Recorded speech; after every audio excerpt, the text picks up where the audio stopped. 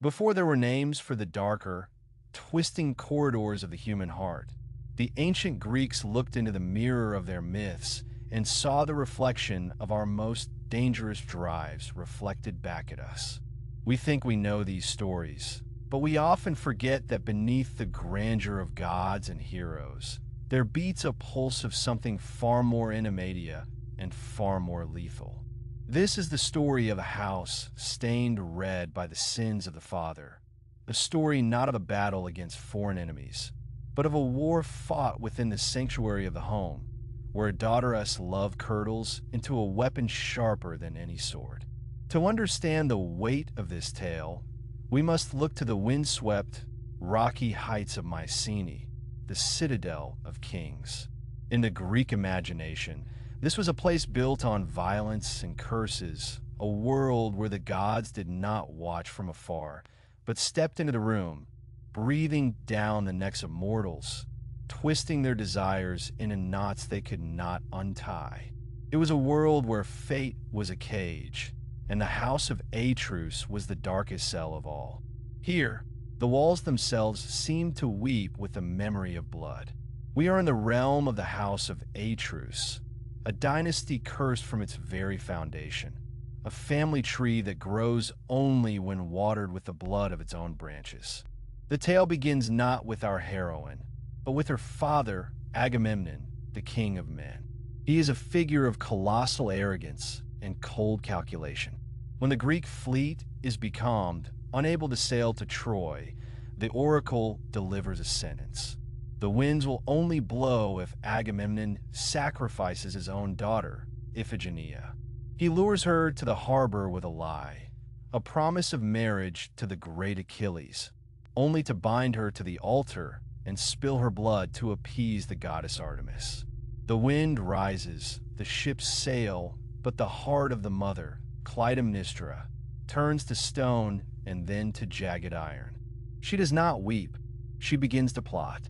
For 10 long years, Clytemnestra sits on the throne of Mycenae like a spider in a web of resentment. She is not alone. In Agamemnon's absence, a new wolf enters the fold. Aegisthus, Agamemnon's cousin and bitter enemy.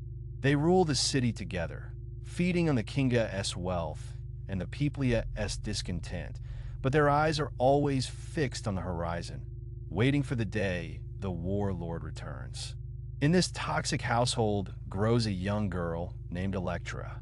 She is the daughter of the murdered Iphigenia, the sister of the exiled Orestes, and the living embodiment of her father's legacy. While her mother plots murder, Electra nurses a cold, hard flame of devotion to the father she barely knows and a hatred for the mother who bore her. When the beacon fires finally light up the night sky, signaling the fall of Troy and the return of the king, the net closes. Agamemnon returns, not as a conqueror, but as a sacrificial victim walking blindly into the trap. He steps from his chariot onto the red tapestries Clytemnestra has laid out, a sign of hubris that drags his feet through the dye of purple. She welcomes him with honeyed words, only to lead him into the bathhouse. There, while he is vulnerable, she throws a net over him, and as Aegisthus and his servants hold him down, she drives a double-bladed axe into his neck. The great war king of Troy dies, not in battle, but naked and screaming in his own bathtub. And here, the story shifts from the tragedy of the father to the nightmare of the daughter. Electra is thrust into the shadows. In many versions of the myth, she is reduced to the status of a slave within her own palace, mocked and beaten by her mother and her Mothras lover. She walks the halls like a ghost, her eyes constantly scanning the horizon, waiting for her brother Orestes to return and fulfill his destiny. She is the keeper of the flame, the memory of the house. Her existence becomes a single, focused point, the death of the usurpers. She creates a secret grave for her father, a mound of earth where she pours libations, mourning a man who is already gone, fueling her own soul with the bitter wine of revenge. In some tellings, she hides her brother Orestes when he returns, spiriting him away to safety before he can be killed by the usurpers. In others, she waits, enduring years of psychological abuse, her spirit hardening into something diamond-sharp and unbreakable. But she cannot act alone. In the ancient world, a woman is forbidden to spill the blood of a king. It is a violation of a natural order, a transgression against the patriarchy that holds the cosmos together. So she must wait for the male hand to strike the blow, even as she guides the knife. The moment of vengeance is a tableau of high drama. Orestes returns, disguised perhaps as a traveler bringing news of his own death. He confronts his mother. Clytemnestra, sensing the trap, pleads for her life, bearing the breast that once nursed him. It is a moment of supreme horror. The conflict tears at the fabric of reality. To avenge the father, the son must murder the mother. Orestes hesitates, but Electra is there. She is the chorus of one, whispering the command, strike. The Pythian Apollo has commanded it. The laws of the father demand it.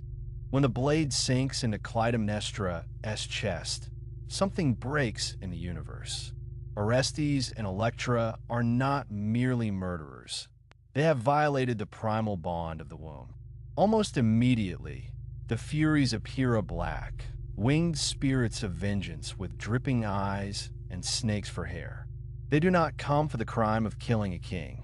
They come for the matricide. They hunt Orestes, driving him mad across the face of the earth. Electra, too, is haunted.